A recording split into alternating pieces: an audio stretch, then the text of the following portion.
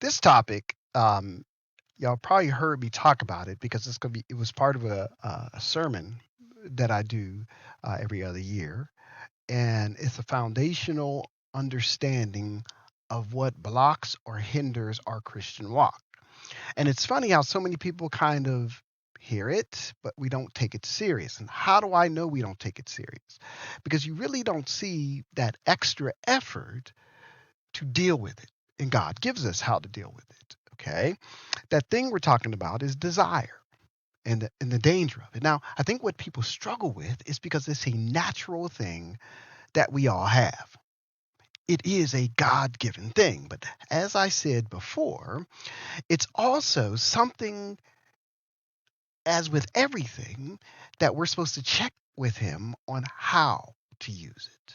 Do you understand that? Just like a fruit on a tree, He told us what to eat, what not to eat. You don't go, well, why would He put fruit if He didn't want me to eat it? Do you see how people act? And we do the same thing with our desire. Time after time after time, people are misled and we're taught to play the victim. Well, I couldn't help it. It was just so much. I felt this. But the name of this is a warning. Do not be misled by desire. Now, first, let's understand something. There are two types of what's known as evil desires. Colossians 3:5, and in the teachings, and if you go through the Bible, you'll see desire come up in many cases. But sometimes they'll call it lust, but it all usually comes from the same word, epithumia, same Greek word, which means desire, which means what I want. It can mean lust too, okay?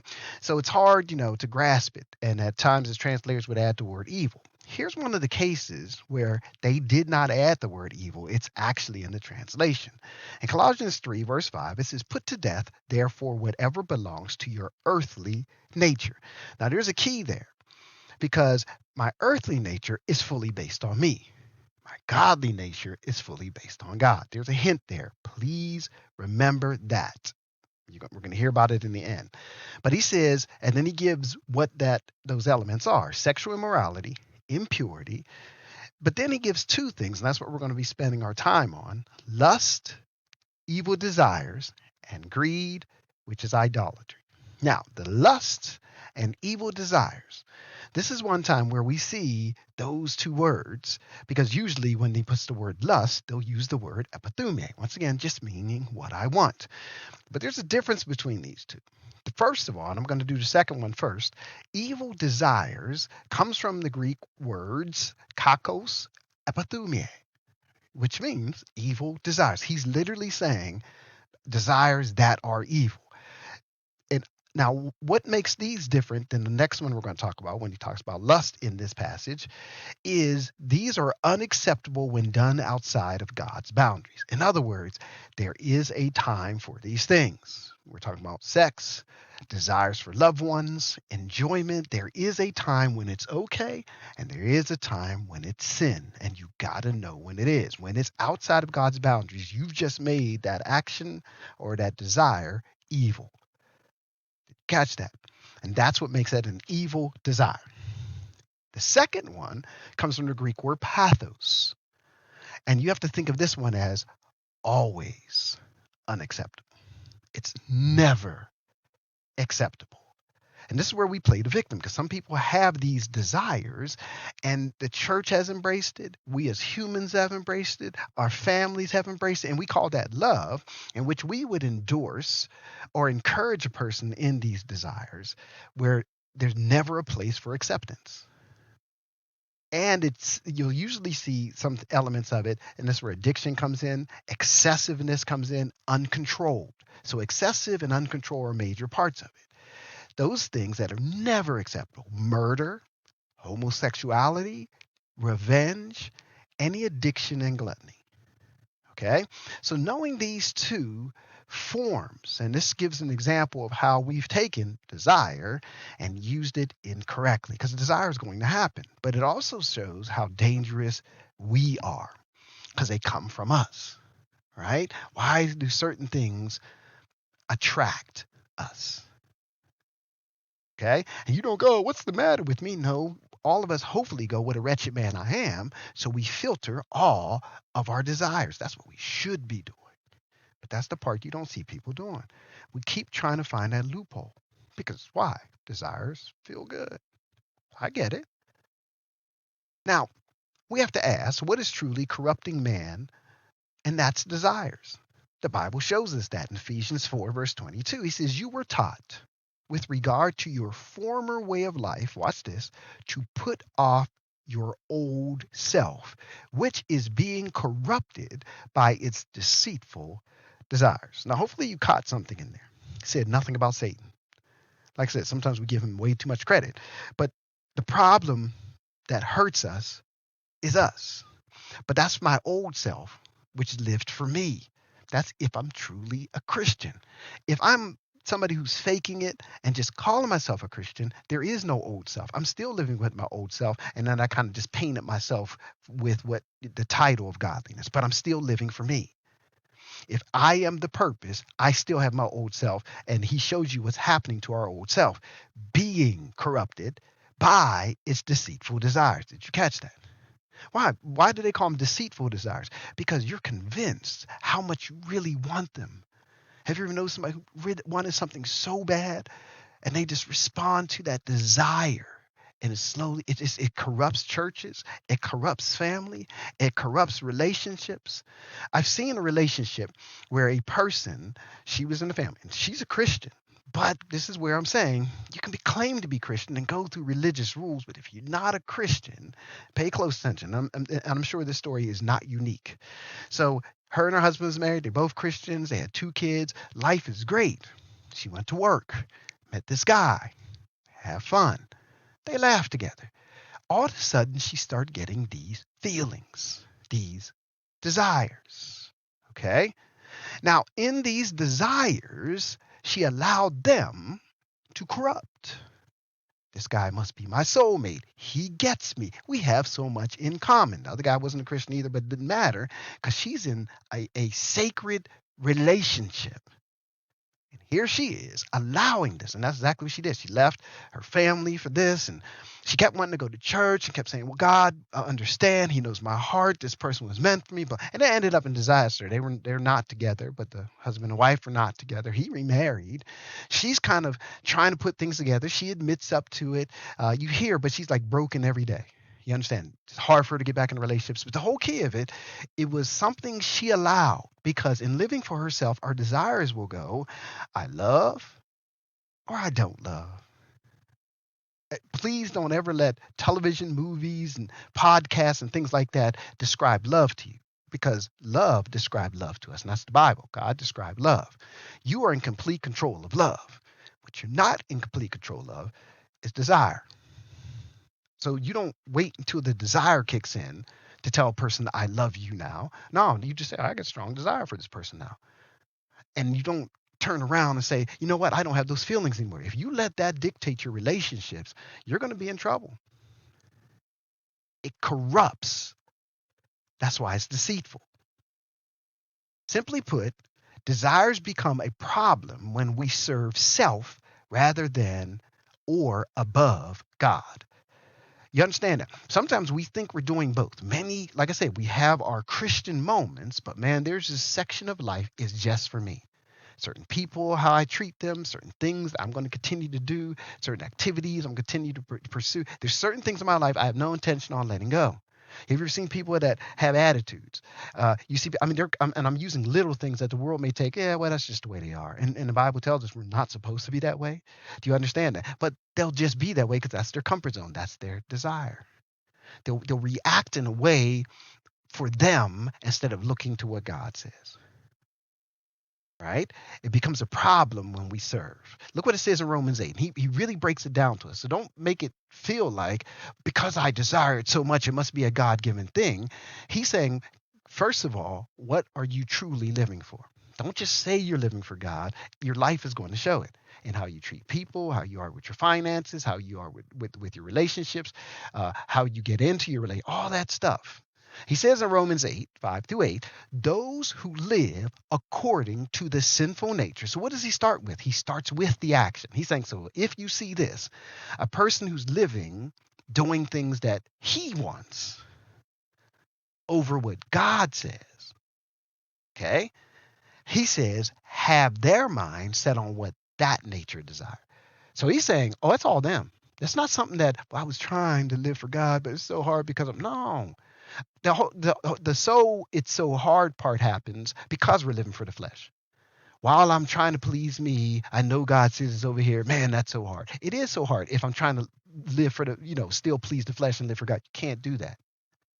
That's why he says, but those who live in accordance with the Spirit, you'll watch them have a very strong attraction. If we went back to that woman, the minute she met that guy, she would go, oh, this is dangerous. I'm going to avoid being around him.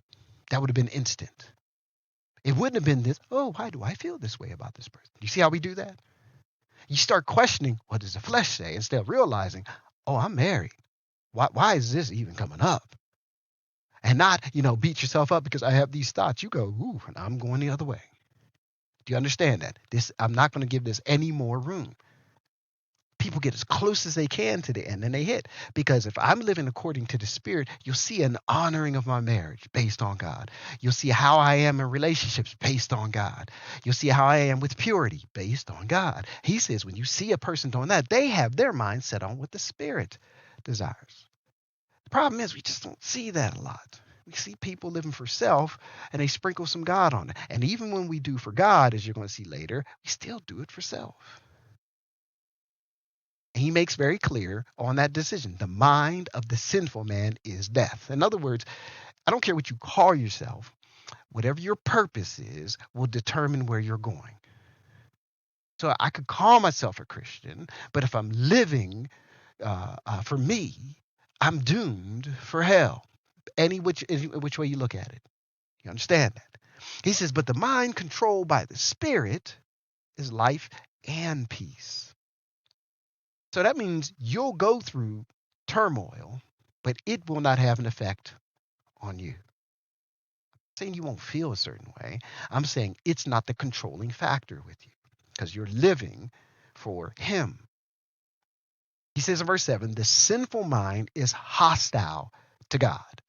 So the person living for himself actually attacks God. You can go to church all you want, but when you allow, Satan always knows he's going to give him something he's not going to do because it's going to go against what he wants. Hostile to God. Right? You ever get those people, I'll do whatever you want as long as, and then they give you some boundary or something they say they will not do. And you're sitting there going, wait a minute, that's not how it works. He makes very clear it does not submit to God's laws, nor can it do so. And I put that in caps and bold, nor can it do so, because we sometimes say, well, I can, or I'm the exception. No, he's saying, no, it does not exist. It can't. If I am living for self, I cannot be godly, is what he's saying. And he makes very clear, those controlled by the sinful nature cannot please God. And remember, you got to kind of use the pattern of sound doctrine. Pleasing God, if you go to Hebrews 11, verse 6, it says, without faith, it's impossible to please God, which is implying a person living for self is not living by faith. And then Romans 14 says, anything done without faith is sin. So we see this danger that we all have in our lives. We don't take it with an urgency. And I think some people have fooled themselves that, man, I'm doing good. So let's recognize the characteristics of desires in control. Let's look at what's happening. First of all, desires are the beginning of the path to sin. Okay? Desires are the beginning. Remember, not Satan. And I'm hoping you gauge your desires instead of allowing them to be strong suggestions. It says in James 1, 13 to 15, when tempted. Okay, so now you come upon this thing because temptation, you'll only be tempted when you like it. I've always made the joke, I hate coconut, right? Man, but I love cherry cobbler, a well-made cherry cobbler, love it. You understand that? Or peach cobbler. So if I had to choose and you brought one, let's say I'm on a diet, and you brought over a cherry cobbler, I'd be more prone to eat that. You brought over a coconut whatever pie, I'm going, woo, I'm glad. Because I can't eat that because I'm on a diet. You see where I'm coming from? It wouldn't touch me because there is no desire there. So when I go through the thing of being tempted, he says, no one should say God is tempting, for God cannot be tempted by evil, nor does he tempt anyone. So it's not God doing it, because temptation doesn't come from God. Where does temptation come from? But each one is tempted when by his own evil desire. Oh, where does temptation come? It comes from me. Now, there are objects out there that because of me, I'm tempted to. But it's not something God put in me. I have desires. And what desires are is a freedom to say what I like. Saying and knowing what I like should just be, once again, that thermometer to let me know, hey, I like this, but that's bad. And I like this, and that's okay. You know what I mean? That's me now filtering it through God to let me go, ooh, I'm in danger because I like that. Do you understand that? Right? Like I said, the minute that woman, when she went to work, immediately would go, oh, I'm attracted to this. I have to avoid this for God, which would cover marriage, which would cover her, would cover everything. That's not what she did. She went after what she desired. It says, when by his own evil desire, first of all, he is dragged away and enticed. Now, if it just stopped with you desiring it, if you notice, it's still not sin. But the dragged away and enticed is when you ponder, when you think about it. You know what I mean? Her next step was probably hanging with him. Next step was probably talking to him. Next step, you see where I'm going with this? We start doing stuff in a situation we have no business being in. Why? Because it feels good. We go with what we like. Right? That's the dragged away and enticed. And then you give in to it because you just think it must be because it's grown stronger and all this other nonsense. It says, then after desire is conceived, watch this, it gives birth to sin. Then you act. Then you act on the desire. That's when it's sin. And then not only do you act and you sin to where you can just repent if that was the case, no, then it becomes a part of your purpose. That's why it says, and when sin is full grown, it gives birth to death. Why? Because now you're fully engaged and committed to that sin, to that desire, which is sin. We also see that desire in control is the source of the world's corruption. Here's another one where we give Satan way too much credit on this, way too much credit on this.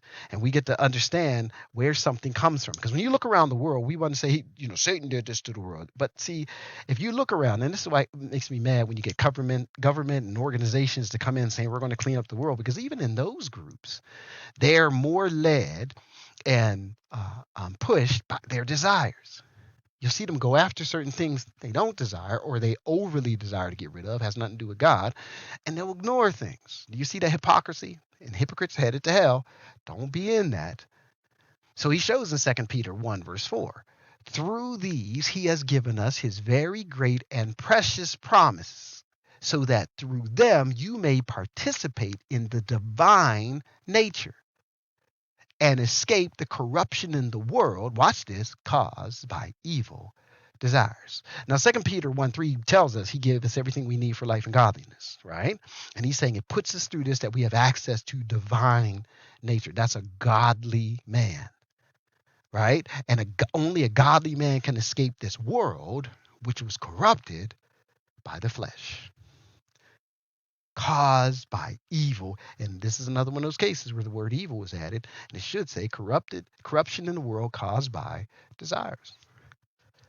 I did what I prefer instead of what he says. Pay close attention to the decisions you make in your life. What was it based on? Right? People would be well versed in the word if they were truly living for God. I'm not talking about just throwing scripture, because remember, don't mix up a person who knowledgeably knows the word. It's going to be a person who lives the word, lives it, right? It's an application that will display in everything they do. But this world became corrupt, and if you look at the product of this world on any case through everything, they came from people's desires, not following God. It also distorts the purpose and the importance of church. Churches today, and I told you, if God would have said this to me in the beginning, I just wouldn't be in the ministry. I would have ran from it because in my naive mind, I thought when people hear the truth, man, they're going to crave it. Because that was my only thing. I just want to preach what his word says. 2 Timothy 4:3-4 shows us something. And we can't even blame the church, even though the church is still going to be held accountable for it. But where did it come from? What was the source of what happens here? 2 Timothy 4:3-4 says, "For the time will come when men," watch this, "will not put up with sound doctrine." It didn't say they're going to be, poor men are going to be tricked.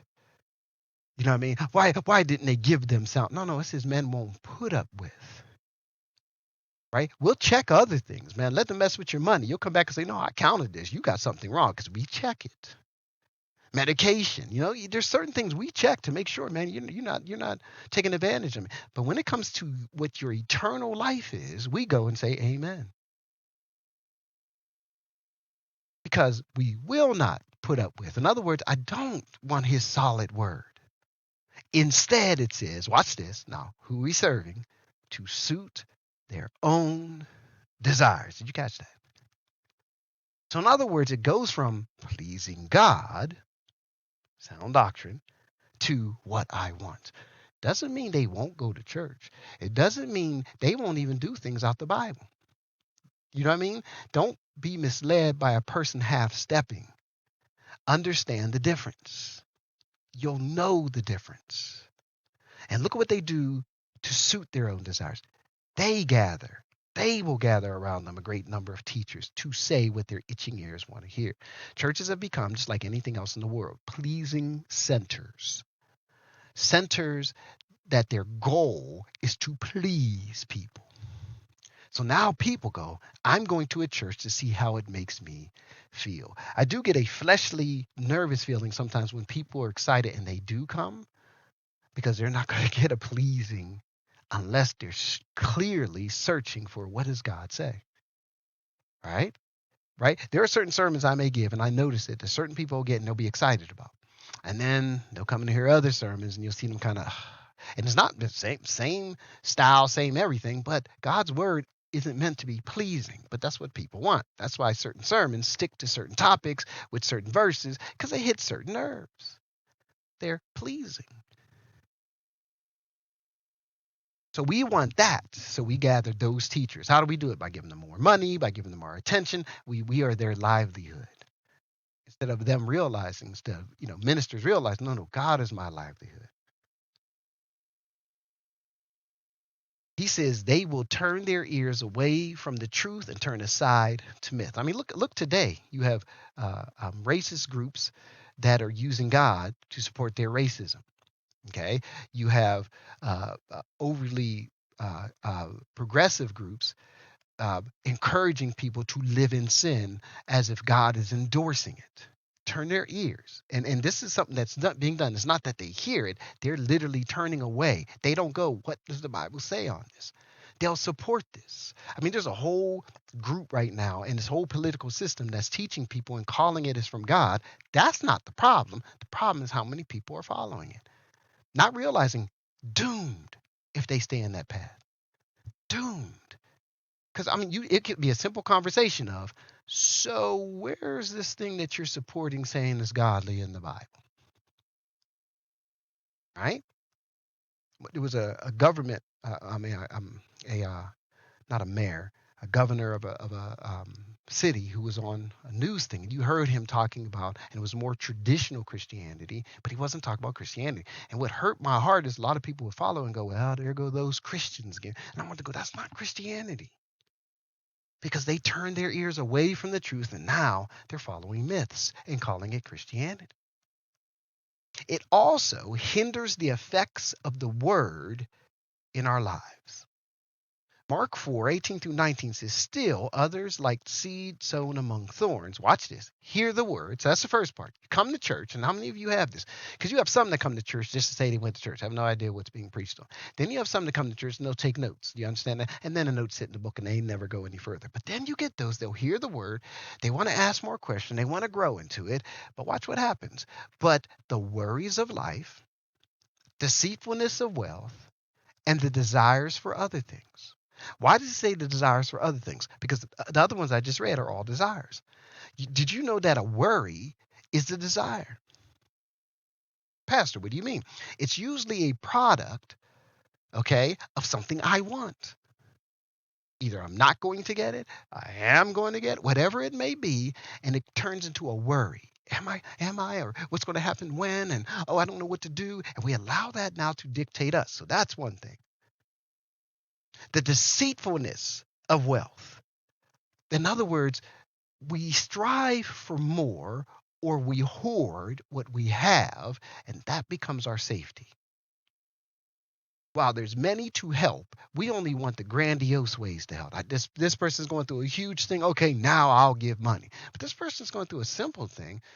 mm, Even though the Bible says generous and willing to share. He says, and the desires for other things, that means desires come into play. Watch what it does to that word you just heard. Come in and choke the word, making it unfruitful. That means you may have heard love your enemies, but after all this stuff comes in and your enemy plays a part in it, you're back to, I want to destroy him and let him say something to me. I'm going to strangle him because you miss it.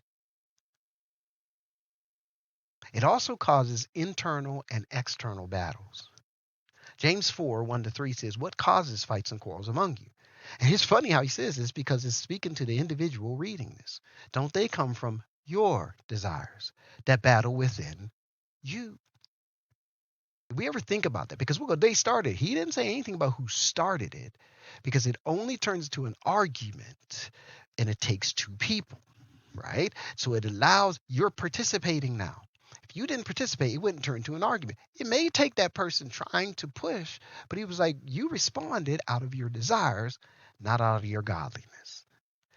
That battles within you. I can't believe they said that to me. What do they mean by that? And we get angry. I've had people who misunderstood me and would let whatever they misunderstood fester until they talk to me. Now, here's the problem. And if I would just take it and put it aside and say, hey, I got to talk to so and such about it, it just turns and it turns putrid and it just destroys the inside of a person because they just feel so strong about what they think you did to them until they bring it to you and you say, oh no, what was happening or what I said or what I meant, blah, blah, blah. And you give them this information and then but then that thing that's in them still leaves a sourness in them because it's battling within them. We allow that desire to eat us up. He says, you want something, but you don't get it. You kill and covet, but you cannot have what you want.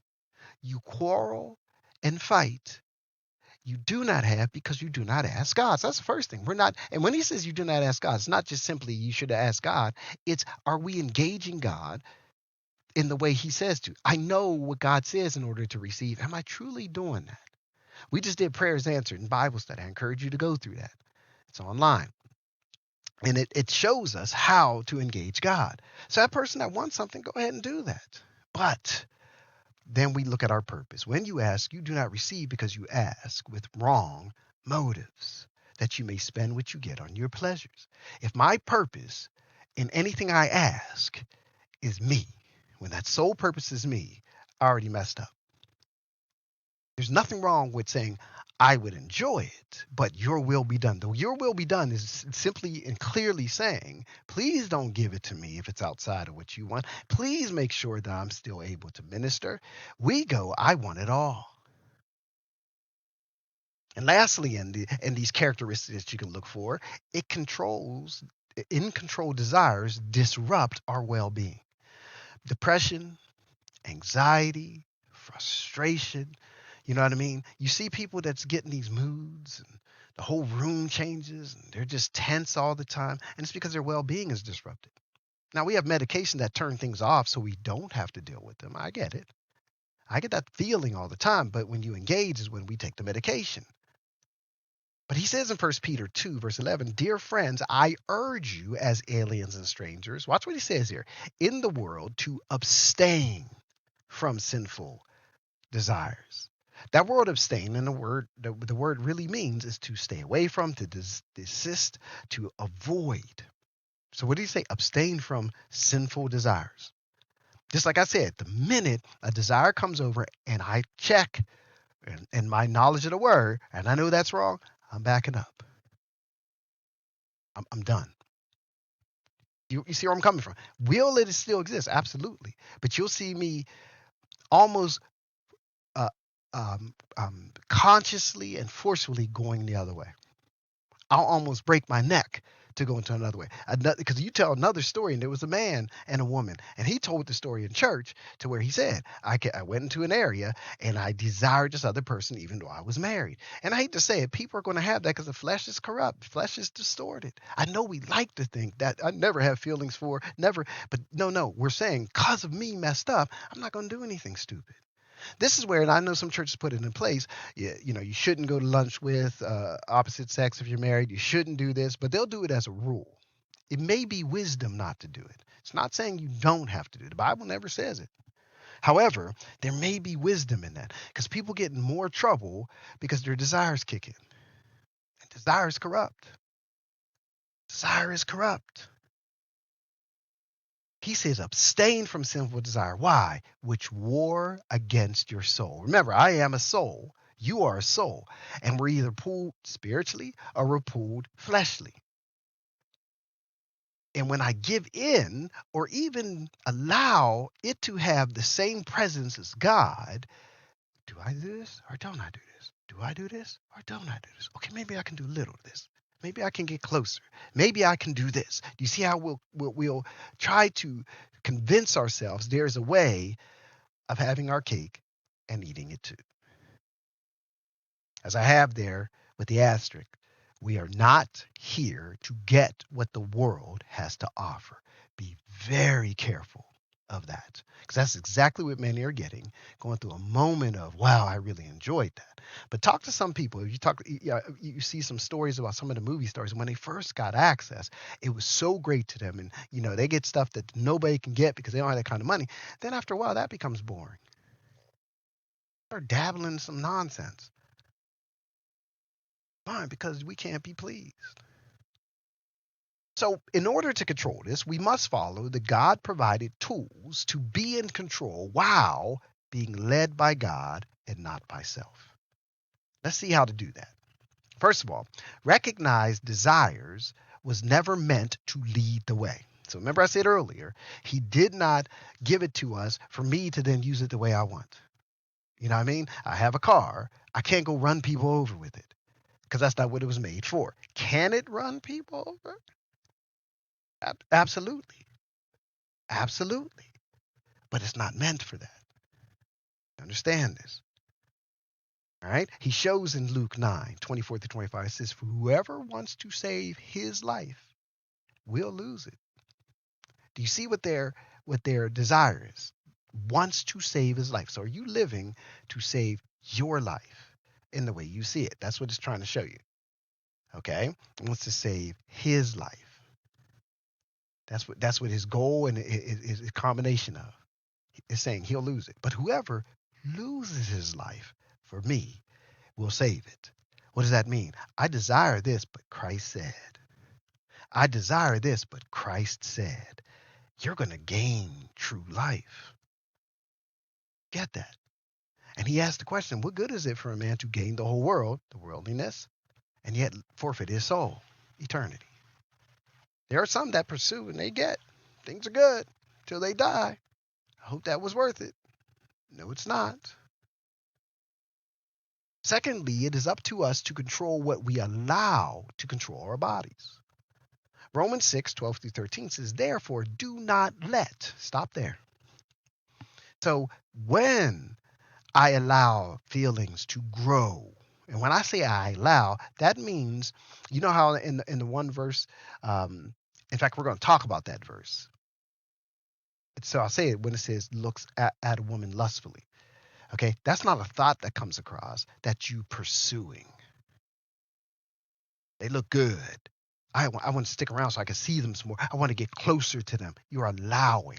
When he says, do not let sin reign in your mortal body so that you obey its evil desires. See, the allowance of letting it exist, of recognizing that flaw you have in you to exist, and you keep feeding it. You haven't let it pull you away to sin yet, but eventually saying you're going to.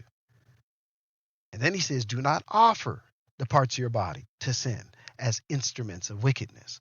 I listen online, I talk to people, I counsel people. Some, once again, claim to be Christians and not. And you hear, and I see studies and I watch people. And here's the problem: we're being told how sex is supposed to be. We're being told how excitements with drugs and all that's supposed to be, and how people smoke and how people get drunk. And why? Because they're catering and using their bodies for pleasure other than to serve God.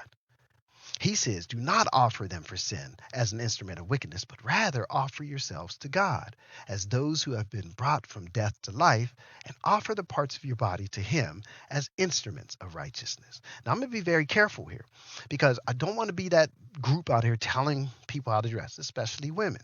I don't want to do that. Here's what I do want to say to both men and women. Remember, it says, whatever you do, whether you either drink, do it all to the glory of God. So when I put clothing on, am I careful to say, how is this going to either distract or cause or help the temptation part? Am I truly looking at it? Or ain't nothing wrong with me looking sexy? Ain't nothing wrong with me looking this way? I want them to see my figure. I want to see me working, right? I get it.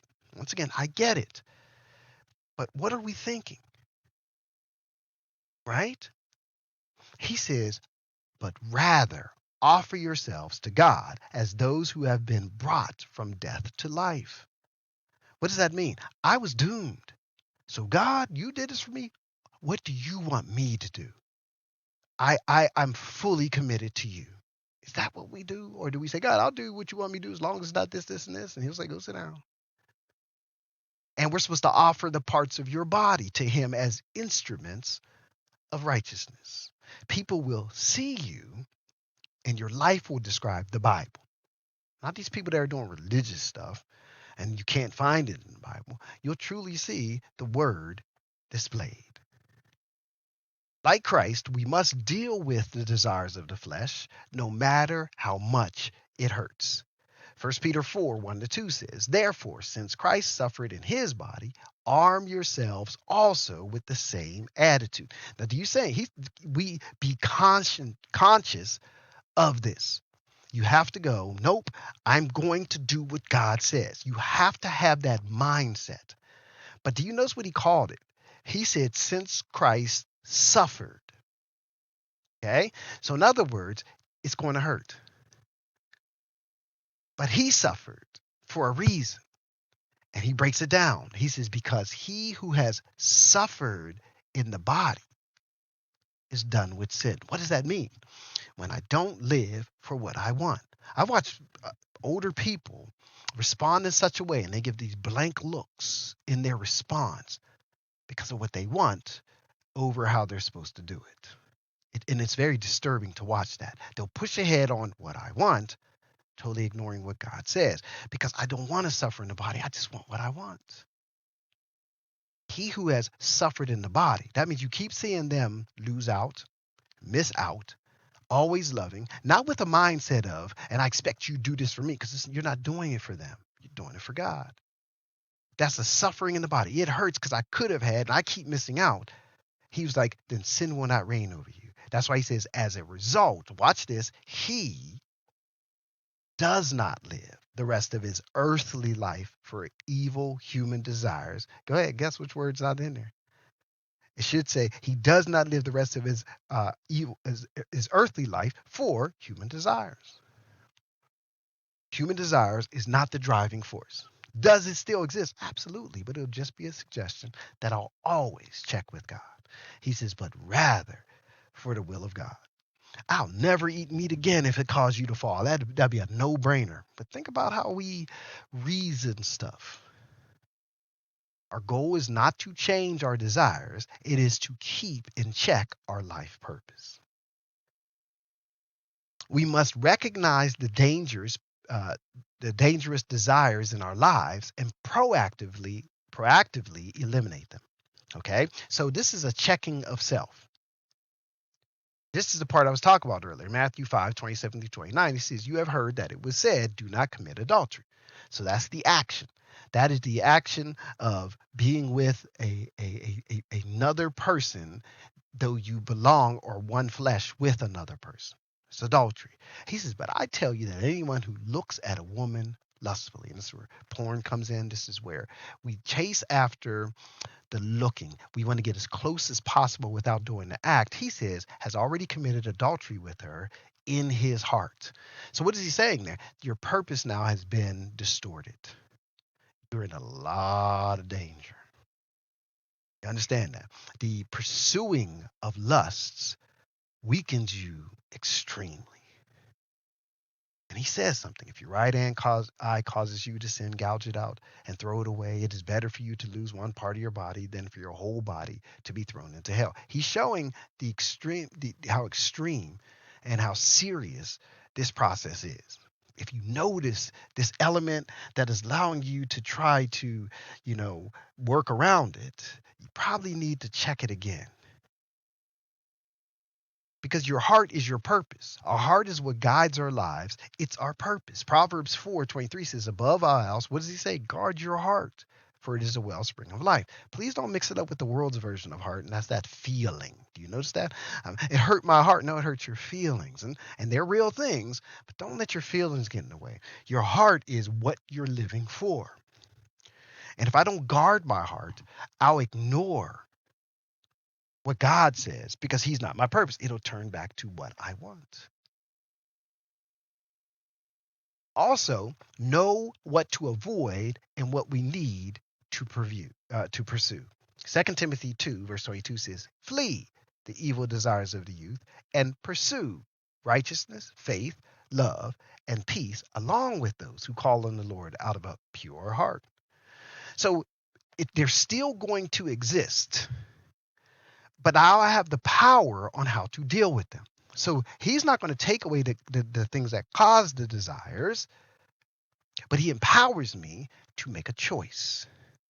He would have said, if Christianity would make it go away, you get those people who give the stories of, since I become a Christian, I don't even have those desires anymore. But they say it as if that's what happens. Sometimes that feeling can come over and that's great, but that's not what he says. That's not what he's saying. Do you understand that? He first tells me to flee the evil desires of youth.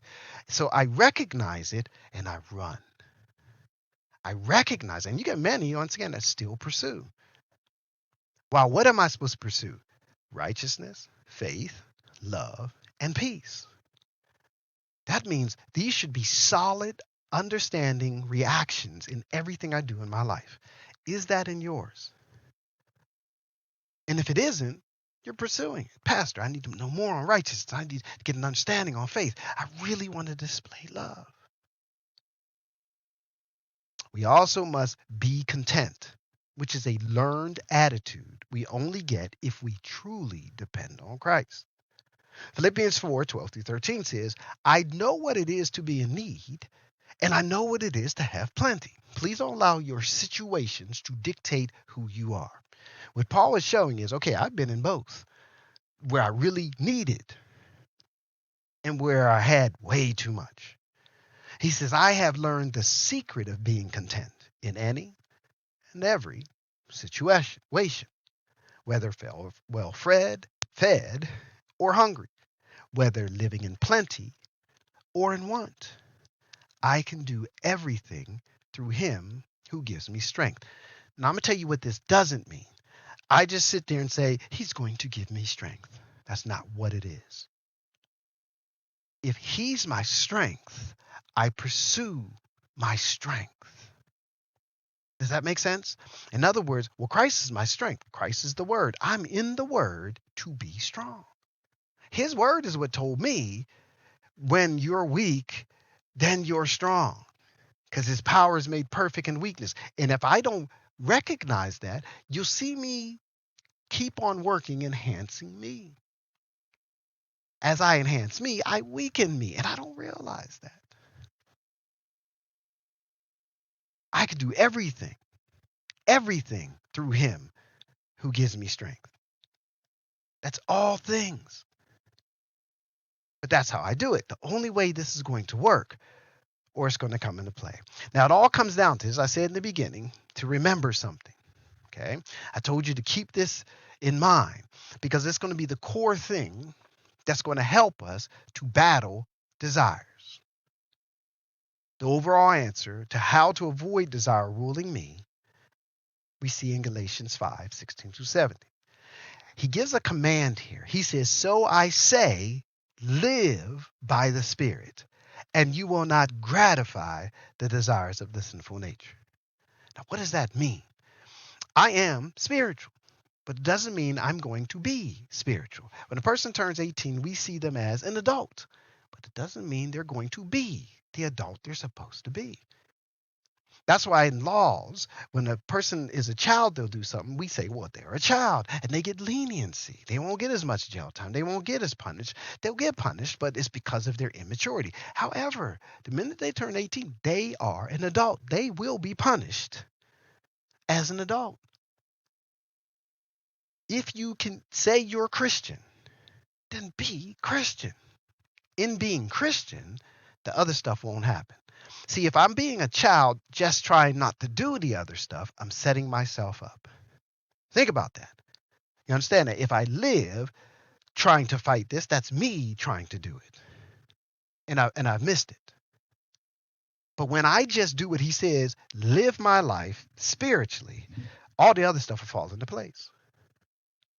And he makes clear in verse 17 to explain this. For the sinful nature desires what is contrary to the Spirit, and the Spirit what is contrary to the sinful nature, that they are in conflict with each other, so that you do not do what you want.